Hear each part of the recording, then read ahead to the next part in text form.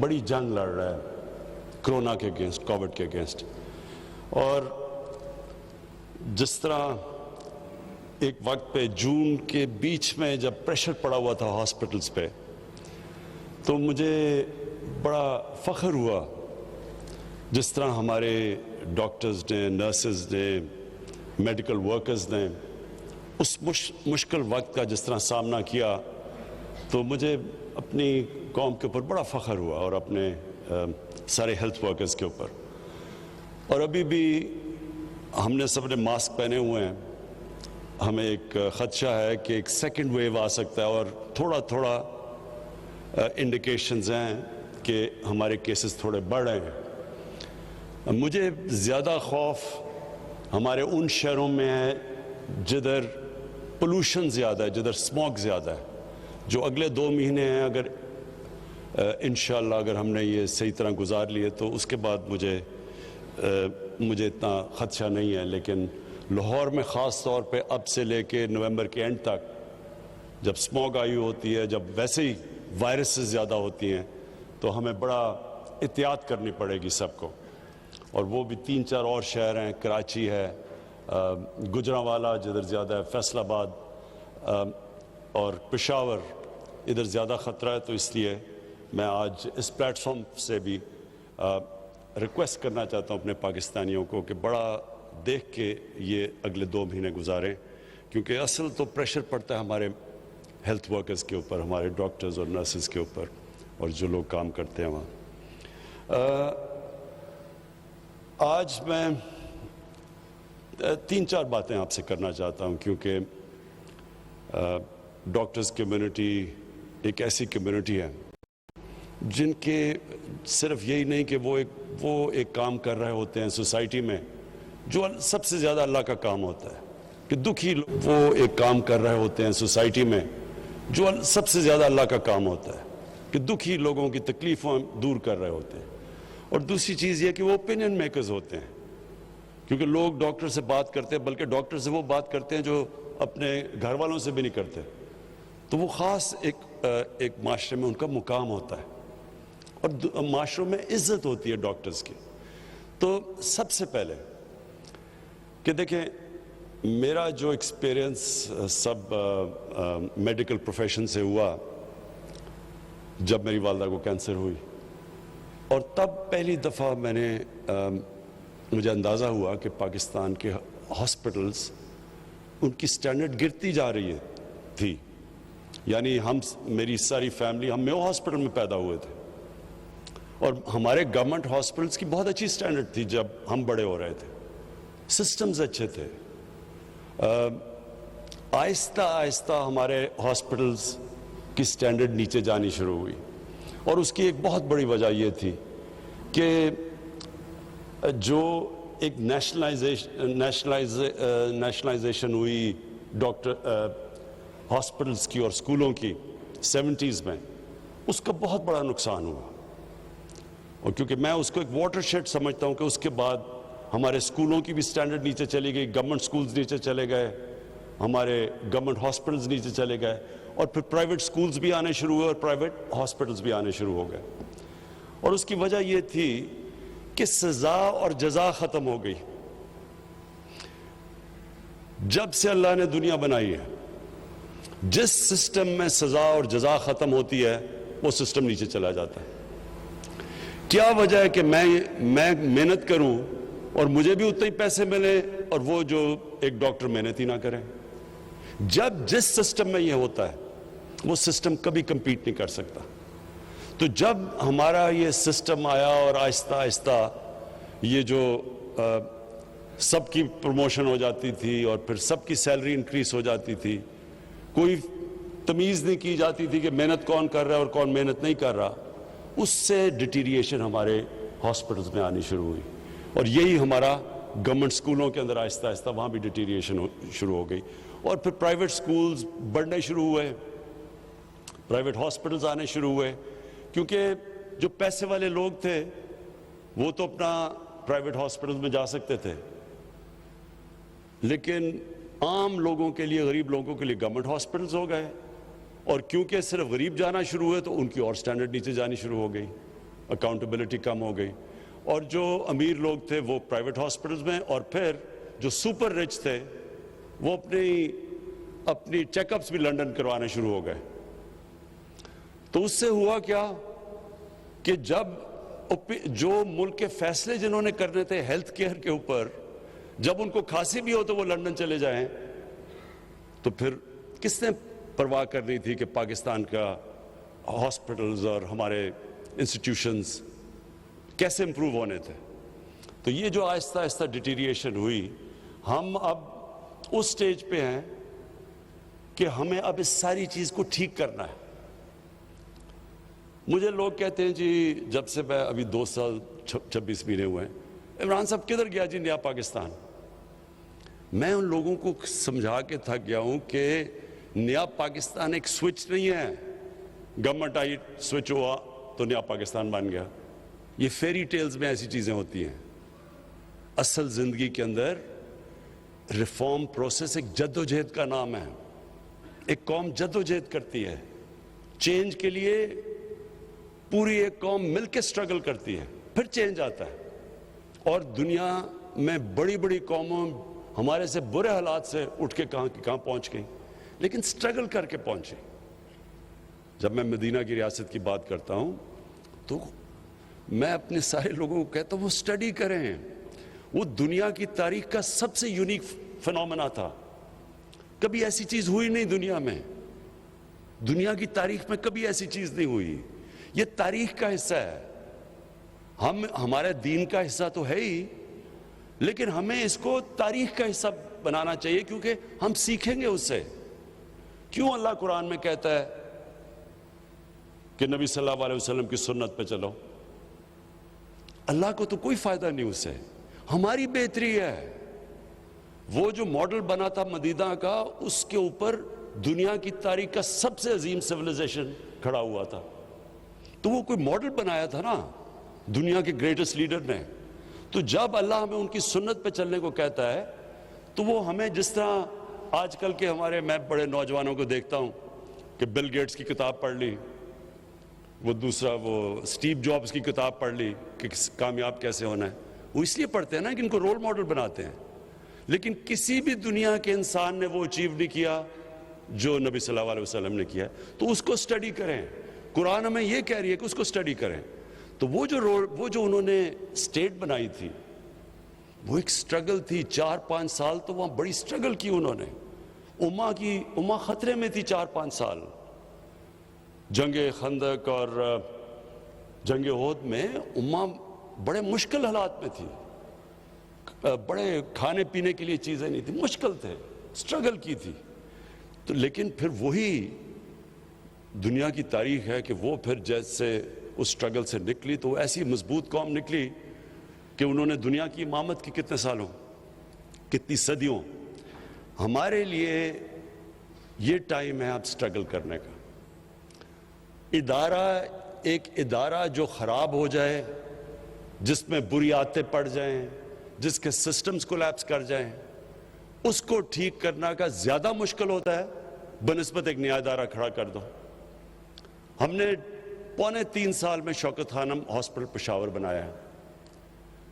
Joint commission international جو ایک امریکہ کی ایکریڈیٹیشن, ایک آپ کو سرٹیفکیٹ ملتا ہے, وہ آ کے 1 ہفتہ پورا آڈٹ کرتے ہیں دنیا میں, ساری دنیا میں وہ جاتے ہیں, اور وہ پھر جب آپ کو سرٹیفائی کرتے ہیں کہ جوائنٹ کمیشن انٹرنیشنل کی آپ کو سرٹیفکیٹ ملی, اس کا مطلب انہوں نے سرٹیفائی کیا کہ وہ انسٹیٹیوشن انٹرنیشنل سٹینڈرڈ کی ہے. تو دونوں شوکت خانم, پہلا یہ لاہور والا اور پھر جو پشاور میں 3.25 سال میں بنا, دونوں کو جوائنٹ کمیشن انٹرنیشنل کا سرٹیفکیٹ مل چکا ہے. میننگ کہ ایک نیا ہاسپٹل بنانا 3 سال میں ایک انٹرنیشنل سٹینڈرڈ کا ہاسپٹل بن گیا. لیکن جو پرانے ہاسپٹل تھے پختونخوا کے, لیڈی ریڈنگ ہاسپٹل, خیبر میڈیکل کالج, ان کے لیے جو ہم نے ریفارم کرنے کی کوشش کی, یہ بڑا لمبا پروسیس ہے. اس میں عدالتوں میں جانا پڑا, سٹے آرڈرز ہو گئے, سزا اور جزا کا کانسیپٹ نہیں تھا, کسی کو جو کام نہیں کر رہا اس کو نکالتے تھے, وہ جا کے اسٹے آرڈر لے لیتا تھا. سسٹمز بڑے مشکل تھے چینج کرنے کے لیے, بری عادتیں پڑ چکی تھی. تو وہ جو آہستہ آہستہ پروسیس ہوا, وہ ڈاکٹر فیصل نے بتایا نہیں آپ کو کہ وہ جو ہم نے ریفارمز کری ہیں ان کو, اور ریفارم ہے کیا؟ ایم ٹی آئی ریفارم کیا ہے؟ پرائیویٹائزیشن ہے؟ پرائیویٹائزیشن نہیں ہے. ان کو آٹونومائز کرنا ہے کہ وہ ہاسپٹل چلے میرٹ کے اوپر, سلیکشن اور میرٹ پہ, پھر سزا اور جزا ہو, جو کام کرتا ہے وہ اوپر آئے, جو نہیں کرتا اس کو نکالا جائے, جو کہ دنیا میں سارے کوالٹی ہاسپٹلز میں ہوتا ہے. تو جو وہ سسٹم بنا رہے ہیں سزا اور جزا کا اور میرٹ کا, اس کا نام ہے ہاسپٹل ریفارمز, جو ایم ٹی آئی ہے. اور اس کے اوپر جان کے, اور میں یہ کہہ رہا ہوں جان کے, کیونکہ یہاں وہ چھوٹے چھوٹے مافیا بیٹھے ہوئے جو چینج نہیں آنے دے رہے. چینج جو ہوتا ہے یہ کیوں مشکل ہوتا ہے؟ آپ ریفارم کرنا چاہتے ہیں, کیوں ریفارمز مشکل ہیں؟ ریفارمز مشکل اس لیے ہیں کہ ایک چھوٹا سا مافیا بیٹھ جاتا ہے, ویسٹڈ انٹرسٹ بیٹھ جاتا ہے, جو فائدہ اٹھا رہا ہوتا ہے کرپٹ سسٹم سے. تو جب آپ چینج کرنے جاتے ہیں, وہ آرام سے تو نہیں ہاتھ کھڑے کر کے کہنے لگے کہ ہاں جی چینج کر دو, جن کے مفادات جا رہے ہیں. تو یہی وہاں ہاسپٹل کے اندر بھی یہی پرابلم کہ ہر جگہ وہ چھوٹے چھوٹے لوگ بیٹھے تھے, ان کی پہنچ تھی ہائی کورٹ کے ججز پہ, وہ سیدھے جا کے اسٹے آرڈر لے لیتے تھے. ایک ہی وکیل ہوتا تھا, وہی وکیل ان سب کو ریپرزینٹ کرتا تھا ویسٹ انٹرسٹ, وہ جا کے اسٹے آرڈرز لے لیتے تھے. تو ہر جگہ پہ رکاوٹیں ہوئی, لیکن چینج آ گیا ہے. آج ماشاءاللہ اگر آپ دیکھیں ایچ ایم سی میں, خیبر میڈیکل میں, لیڈی ریڈنگ, ابھی انہوں نے ایک ہاسپٹل کی جو نئی اب ان کی بلڈنگ بنی ہے, کوالٹی بلڈنگز بنی ہے. تو اسی طرح سارے پاکستان کے گورنمنٹ ہاسپٹلس کو ہم نے ریفارم کرنا ہے, اور یہ ریفارم پروسیس آہستہ آہستہ ہوتا ہے. اس میں لوگوں کو آہستہ آہستہ سمجھ آتی ہے. لیکن کیوں یہ کامیاب ہوگا؟ کیونکہ جب ایک عام آدمی کی زندگی بہتر ہوتی ہے, اس کا مطلب کہ آپ کو پبلک آپ کے ساتھ کھڑی ہو جاتی ہے, اور ہمیشہ ویسٹڈ انٹرسٹ کو صرف شکست دیتی ہے پبلک آپ کے ساتھ کھڑے ہو کے, کیونکہ ویسٹڈ انٹرسٹ طاقتور ہوتا ہے. یہی ہو رہا ہے. اب آپ دیکھتے ہیں وہ سارے جیب کترے ایک ہی سٹیج پہ کھڑے ہو کے شور مچاتے ہیں, جی تباہ ہو گیا, مارے گئے, ملک تباہ ہو گیا. وہ کیا ہے کہ ان کی پہلی دفعہ ان کو نظر آ رہا ہے کہ انہوں نے جو اس ملک میں چوری کی, جو ملک سے غداری کی, ان کو اب اکاؤنٹیبل, ان کا احتساب ہوگا. اور وہ ایک ایسا پرائم منسٹر آیا جو آپ جو مرضی کر لیں, وہ بلیک میل نہیں ہونے لگا, اس نے احتساب کرنا ہے ان کا.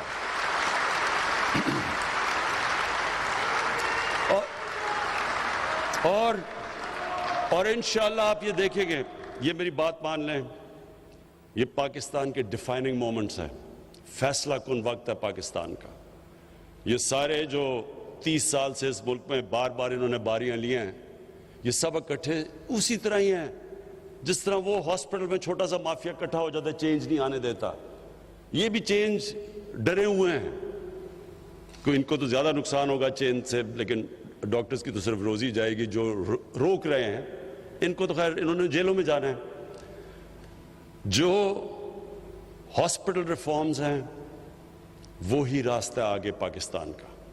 ہمارے ہاسپٹلز, یہ بالکل نہیں ہونا چاہیے کہ صرف غریب آدمی گورنمنٹ ہاسپٹل میں جائے اور وہاں اس کو جیسا علاج سب سٹینڈرڈ ملے, اور صرف پیسہ ہو تو آپ کو اچھا علاج پرائیویٹ ہاسپٹلز میں ملے.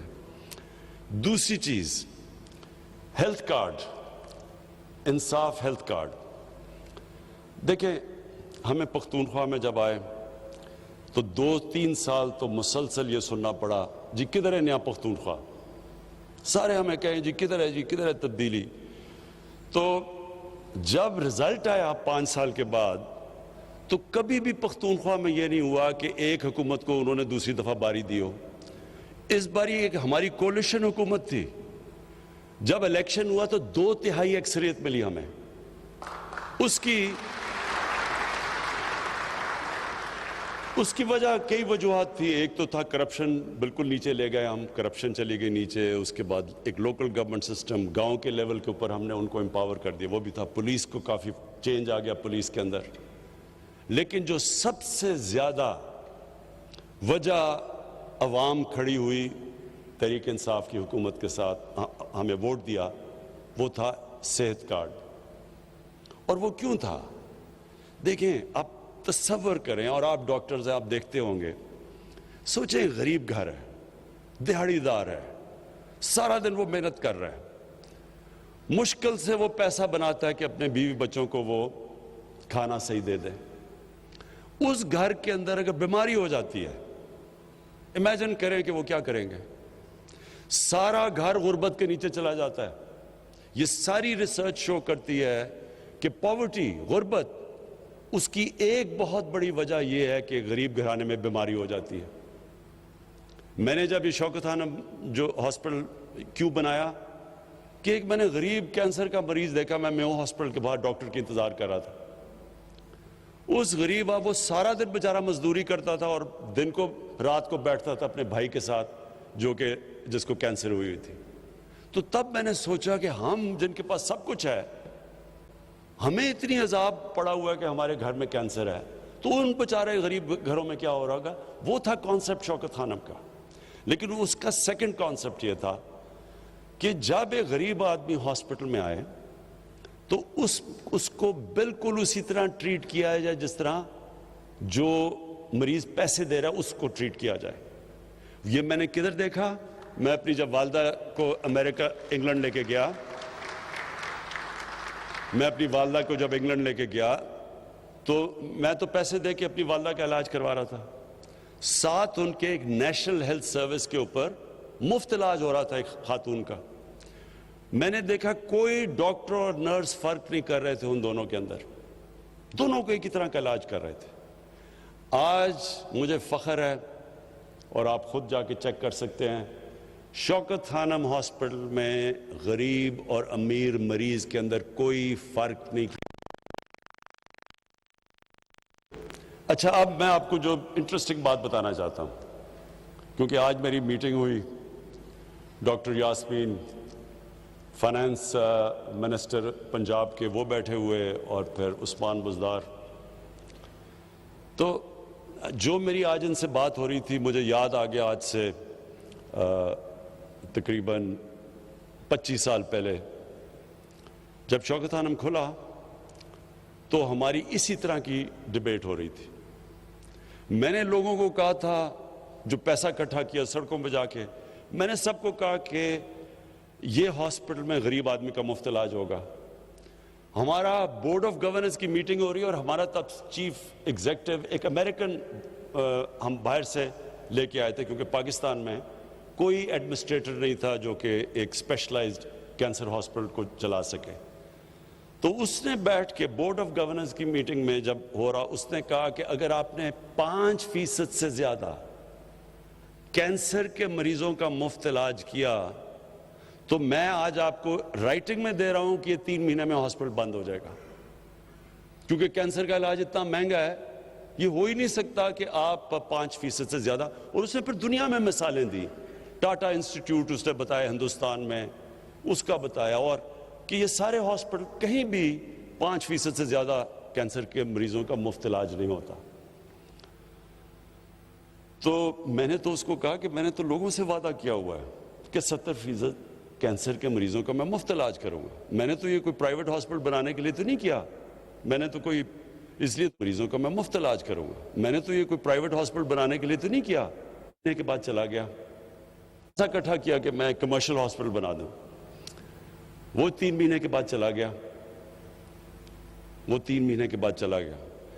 آج بھی دنیا کا یہ واحد کینسر ہاسپٹل ہے جدھر 75% کینسر کے مریضوں کا مفت علاج ہوتا ہے، اور آج بھی چل رہا ہے۔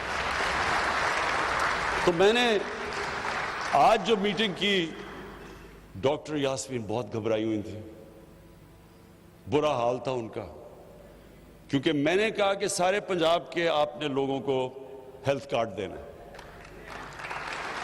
تو اور میں یہ بھی بتا دوں کہ پختونخوا میں انہوں نے فیصلہ کر لیا ہے کہ سارے پختونخوا کے لوگوں کو ہیلتھ کور دیں گے، ہیلتھ کارڈ دیں گے۔ یہ بہت بڑی بات ہے، ڈیولپ ملکوں کے اندر، امیر ملکوں کے اندر بھی یہ نہیں ہوتا کہ ساری یونیورسل ہیلتھ کوریج، امیر ملکوں میں بھی نہیں ہے۔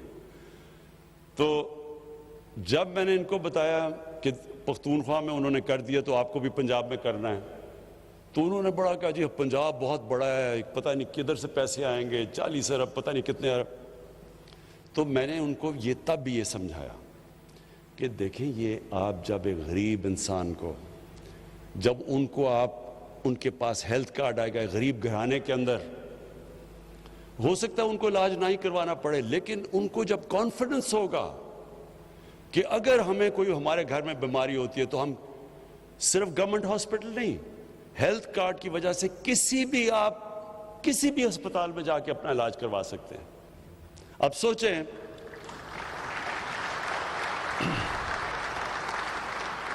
پہلے تو سوچیں کتنی بڑی نعمت ہے ہمارے عام لوگوں کے پاس، دہاڑی دار کے پاس، مزدوروں کے پاس، غریب لوگوں کے پاس، بیواؤں کے پاس، جب ان کے پاس ہیلتھ کارڈ ہو۔ دوسرا یہ میرا ایمان ہے کہ اللہ کی برکت آتی ہے۔ آج شوکت خانم آپ مجھے بتائیں کہ کون سوچ رہا تھا کہ 70 کروڑ میں ہاسپٹل بنتا ہے اور سالانہ جو صرف غریب مریضوں کا خسارہ ہوتا ہے، غریب مریضوں کے کینسر کے مفت علاج کا خسارہ شوکت خانم کا وہ 6 سے 8 ارب روپیہ ہے، 800 کروڑ روپیہ ہے جو کہ ہاسپٹل 70 کروڑ میں بناتا ہے سالانہ غریب کا علاج۔ یہ ہم نہیں کر رہے، یہ اللہ کی برکت آتی ہے، وہ غریب کی آواز سنتا ہے۔ جب تکلیف میں انسان ہوتا ہے، جب بیمار ہوتا ہے، اس کی اللہ آواز سنتا ہے۔ میرا یہ ایمان ہے کہ انشاءاللہ آپ فیزز میں کریں ڈاکٹر صاحبہ، پہلے فیز میں جو بالکل کمزور طبقہ ہے اس کا علاج شروع کریں، ان کو ہیلتھ کارڈ دیں، سیکنڈ فیز اور اس میں بیواؤں کو انکلوڈ کریں، اس میں یہ ہماری جو ٹرانسویسٹائٹ کمیونٹی ہے ان کو انکلوڈ کریں، سب کو، ہر کمزور طبقے کو آپ اس کے اندر انکلوڈ کریں، اور اس کے بعد پھر ہم اوپر جائیں گے اور انشاءاللہ سارے پنجاب کے اندر 1 سال تک سارے پنجاب کو آپ کور کریں، تاکہ ہر پنجاب میں ہر شہری کے پاس ہو ہیلتھ کارڈ، اسے کم از کم پتہ ہو کہ اسٹیٹ ہمارے ساتھ کھڑی ہے، مشکل وقت میں اسٹیٹ میری مدد کرے گی، میرے پاس کارڈ ہے۔ اور اس سے میں ایک اور بھی آپ کو چیز بتا دوں، اس سے سارا جو ہمارا آئیڈیا ہے ہیلتھ سسٹم کا، جو ہم پورا ایک ہیلتھ سسٹم نیا لانا چاہتے ہیں، یہ سارا پنجاب کا اور کے پی کا ہیلتھ سسٹم بدل جائے گا۔ وہ کیسے؟ جب ہیلتھ کارڈ میں لوگوں کے پاس وہ جا کے کہیں بھی جا کے علاج کروا سکیں گے تو اس سے نئے ہاسپٹلز بنیں گے، لوگ ہاسپٹلز بنائیں گے، دیہاتوں میں ہاسپٹل بنائیں گے۔ اس وقت کیونکہ وہ سمجھتے ہیں جو دیہاتوں میں لوگوں کے پاس پیسہ نہیں ہے کوئی ہاسپٹل نہیں بناتا، لیکن جب ایک لوگوں کے پاس ہیلتھ کارڈ آ جائے گا تو وہ کہیں بھی جا کے علاج کروا سکتے ہیں۔ تو اس سے اور پھر ہم پرائیویٹ ہاسپٹل کو، اب پرائیویٹ سیکٹر کو انکریج کر رہے ہیں۔ کوئی بھی ایکوپمنٹ جو پاکستان میں نہیں بنتی، اگر ہاسپٹل کے لیے امپورٹ کرنا چاہتے ہیں وہ ڈیوٹی فری آئے گی۔ پھر اب زمین، میں نے کہا ہے کہ جو بھی اوقاف کی زمین ہے، بڑی زمین پڑی ہوئی ہے، ان کے اوپر قبضے بھی ہو رہے ہیں، اور پھر یہ جو ایویکیو ٹرسٹ کی زمین ہے یہ بھی بڑی زمین پڑی ہے، ان کے بھی قبضے ہو رہے ہیں۔ ان سب زمینوں پہ ہم بڑے کنسیشنل ریٹس کے اوپر ہم ہاسپٹل بنانے کے لیے ان کو کنسیشنل ریٹس پہ زمین بیچیں گے تاکہ وہ ہاسپٹل بنا سکیں۔ تو ہیلتھ کارڈ کے ساتھ ان کو انکریج کریں گے پرائیویٹ سیکٹر کو، اس سے سارے پاکستان میں انشاءاللہ ہمارا ہیلتھ سسٹم پھیلے گا۔ اور اس سے اور ساتھ ساتھ جو ڈاکٹر فیصل نے کہا، پی ایم سی کی جو ریفارمز کی ہیں، ہم اپنے ڈاکٹرز کی سٹینڈرڈز مینٹین کریں گے، ہم اپنی نرسز کی سٹینڈرڈز، یہ جو P M C Pakistan medical commission ہوگی، یہ سارا ایک انٹرنیشنل بیسٹ پریکٹسز جو دنیا میں ہیں وہ اڈاپٹ کیے ہم نے، اور اس سے صرف یہ کہ ہمارے ڈاکٹرز اور ان کی سٹینڈرڈ ہوں، کیونکہ ایک وقت پہ پاکستان کے ڈاکٹرز ساری دنیا میں جاتے تھے، اس کے بعد کافی پرابلمز آئی ہیں ہماری، اب وہ اپنے علیحدہ ٹیسٹ کرتے ہیں، وہ سمجھتے ہیں کہ ہمارے ڈاکٹرز کی وہ کوالٹی نہیں، تو ان کی کوالٹی پھر ریز کرنے کے لیے اور سارے پھر ہیلتھ پروفیشنلز کے لیے۔ اور پھر جو انہوں نے بات کی ڈاکٹر فیصل نے کہ جو ڈرگز ہماری جو تھا ڈرگ ریگولیٹری اتھارٹی جو تھی، اس میں بڑے پرابلمز ہیں۔ یہ ایک بڑا اس کی وجہ سے ہماری جو فارما انڈسٹری ہے وہ بڑی نہیں ہے. ہندوستان میں غالباً 40 ارب ڈالر کی ایکسپورٹ ہے. 40 ارب ڈالر کی ہندوستان ایکسپورٹ کرتا ہے اپنی میڈیسنز. اس کے مقابلے میں پاکستان کی نہ ہونے کی ایکسپورٹس ہے، حالانکہ یہاں بہت پوٹینشل ہے. تو ہم نے فیصلہ کیا ہے کہ اپنی فارما انڈسٹری کو پورا انسینٹیوائز کریں گے، ان کی مدد کریں گے، اور تاکہ یہ جو دوائیوں کی قیمتیں نیچے آئیں. جتنی ہماری فارما انڈسٹری بڑھتی جائے گی، اکانومیز آف سکیل آئیں گی ہماری دوائیوں کی، انشاءاللہ آگے جا کے کوالٹی بھی ہوگی اور قیمتیں بھی کم ہوں گی. یہ ساری ریفارمز ہم کر رہے ہیں. آخر میں آپ سب کو جو لاسٹ پیغام دینا چاہتا ہوں وہ یہ ہے کہ دیکھیں، آپ کا بہت بڑا رول ہے. آپ نے یہ یاد رکھنا ہے کہ جدھر بھی دنیا میں آپ چلے جائیں، خاص طور پہ اب مغربی دنیا میں، یہ جو آپ کا جو پاکستان ہے، اس کو ایک عظیم ملک بننا ضروری ہے. اب تک ہماری جو پڑھے لکھے لوگ تھے وہ سمجھتے تھے، ڈاکٹر کمیونٹی بھی، اور بڑی تکڑی ہماری پاکستان کی ڈاکٹرز کمیونٹی ہے امریکہ کے اندر اور یورپ میں بھی، لیکن امریکہ میں خاص طور پہ جو نارتھ امریکن پاکستانی فزیشنز ہیں، میرا ان سے بڑا انٹریکشن ہے، وہ بڑی پاورفل کمیونٹی ہے. لیکن جو میں حالات دیکھ رہا ہوں اسلاموفوبیا کے، جو بھی فرانس میں ہوا ہے، اور میں نے آج سارے مسلمان ملکوں کے جو ہیڈز آف سٹیٹس ہیں ان سب کو میں نے آج خط لکھا ہے کہ ہمیں ساروں کو مل کے مغرب کو بتانا چاہیے کہ نبی صلی اللہ علیہ وسلم کی ہمارے دلوں میں کیا جگہ ہے، کتنا پیار اور عقیدہ ان سے. تو کتنی ہمیں تکلیف ہوتی ہے جب یہ اس طرح کی ان کے اوپر کارٹونز یا کچھ بھی کرتے ہیں، تو یہ مسلمانوں کو کتنی تکلیف ہوتی ہے. تو یہ مسلمان ہیڈز کی ضرورت ہے کہ ان کو، یو این کو، یورپین سٹیٹس کو، ان مغربی سٹیٹس کو، سب کو بتائیں، کیونکہ وہاں یہ چیز نہیں سمجھتے. اور یہ جو چیزیں ہوئی ہیں ابھی فرانس کے اندر، اس سے جو مسلمان باہر رہتے ہیں ان کے لیے بڑی مشکل زندگی ہو گئی ہے. اسلاموفوبیا بڑھ گیا ہے، ہیٹ بڑھ گیا ہے ان کے خلاف. عورتیں جو نقاب پہنتی ہیں ان کو انسلٹ کیا جاتا ہے سڑکوں پہ. مسجدوں کے باہر ابھی میں بھی دیکھ رہا تھا فرانس میں لوگوں نے مسجد توڑی ہیں. تو پہلے تو ہمیں مسلمان ملک میں جو مسلم لیڈرز ہیں، ہم سب کو اکٹھے ہو کے بتانا چاہیے مغرب کو کہ اگر آپ یہودیوں کی جو ہولوکاسٹ ہے اس پہ آپ اتنے سینسٹیو ہیں، اور ٹھیک ہے آپ سینسٹیو ہیں، کیونکہ ان کے کسی بھی ہیومن کمیونٹی کو تکلیف ہوتی ہے تو سینسٹیو ہونا چاہیے. لیکن ہمارے لیے بھی ہماری سینسٹیوٹی دیکھیں کہ ہمارے لیے یہ سب سے اللہ کی جو کتاب ہے قرآن اور نبی صلی اللہ علیہ وسلم کا جو پیار ہے، یہ سب سے زیادہ ہمیں تکلیف دیتا ہے جب اس کے خلاف ان کی کوئی بے حرمتی کرتے ہیں آپ. لیکن جو میں آپ سب کو ڈاکٹرز کمیونٹی کو کہنا چاہتا ہوں کہ دیکھیں، اب تک ہم سوچتے تھے کہ ہم باہر چلے جائیں گے، وہاں کام کریں گے اور باہر بڑے اچھے پیسے ملتے ہیں. لیکن جو حالات بنتے جا رہے ہیں، یہ پاکستان کو ٹھیک کرنا ضروری ہے. یہ پاکستان کو ہم ایسا ملک بنائیں کہ کسی کو باہر جانے کی ضرورت نہ پڑے. یہاں ہم ایسے سسٹمز لے آئیں، یہ ایک ایسا ملک ہو. اور جو میری خواب ہے ایک دن کہ باہر سے لوگ یہاں نوکریاں ڈھونڈنے آئیں، یہ وہ ملک بننا چاہیے. اس کے لیے ساری قوم کو، میں پھر سے کہتا ہوں، سٹرگل کرنی پڑتی ہے. آپ نے کوئی بھی بڑا کام کرے، ڈاکٹر بنے، آپ کو کتنی سٹرگل کرنی پڑتی ہے. آپ محنت کر کے ڈاکٹر بنتے ہیں، پھر آپ نے اسپیشلائز کرنا، محنت کرنی پڑتی ہے. آپ ایک ملک کو ٹھیک کرنے جا رہے ہیں تو ساری قوم کو مل کے محنت کرنی پڑتی ہے. لیکن یہ میں آپ کو بتا دوں، جو ٹیلنٹ ہے ہمارے پاکستانیوں میں، جس طرح کے کوالٹی کے میں نے ڈاکٹرز، پروفیشنلز، انٹرپرنرز پاکستان سے باہر دیکھے ہیں، جب ان کو اچھے سسٹمز ملتے ہیں، جو ان کی کوالٹی ہے، وہ صرف اس لیے ہے کہ وہاں سسٹم بہتر ہے. وہی سسٹم ہم پاکستان میں ٹھیک کر رہے ہیں. اور آپ سب نے میری مدد کرنی ہے یہاں کے نظام کو ٹھیک کرنے کے لیے اور ایک عظیم ملک بنانے کے لیے. بہت بہت شکریہ.